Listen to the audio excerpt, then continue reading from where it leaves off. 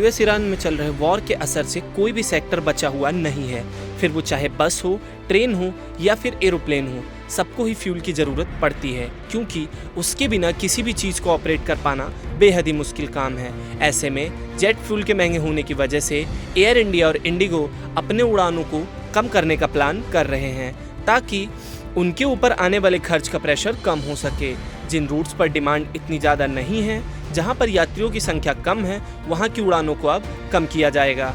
हाल ही में air India और Indigo ने बढ़ती ATF कीमतों और कमज़ोर मांग के चलते 1 जून 2026 से अगले 90 दिनों तक घरेलू उड़ानों में कटौती करने का फैसला किया है। अब आइए आपको बताते हैं क्या है पूरा मामला। एयर इंडिया अपने घरेलू ऑपरेशन में करीब 15% तक की कटौती कर सकती है। इंडिगो करीब 5 से 7% तक उड़ानों को कम कर सकती है।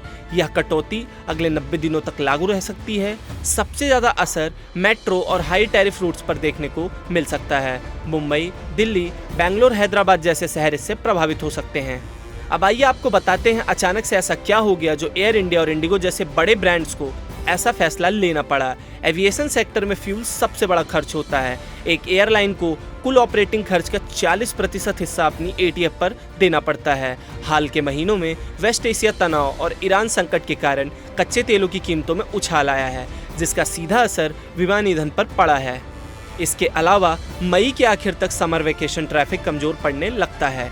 एयरलाइन की उम्मीद के मुताबिक बुकिंग उनको नहीं मिल पा रही है, जिससे कई रूट्स पर सीटें खाली जा रही हैं। ऐसे में कम यात्रियों के साथ फ्लाइट चलाना घाटे का सौदा बन रहा है।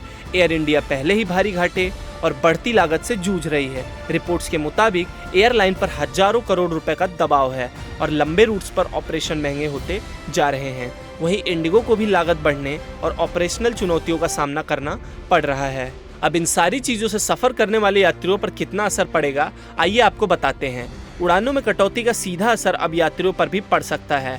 अगर एयरलाइंस घरेलू फ्लाइट कम करती हैं, तो आने वाले दिनों में हवाई सफ़र महंगा हो सकता है।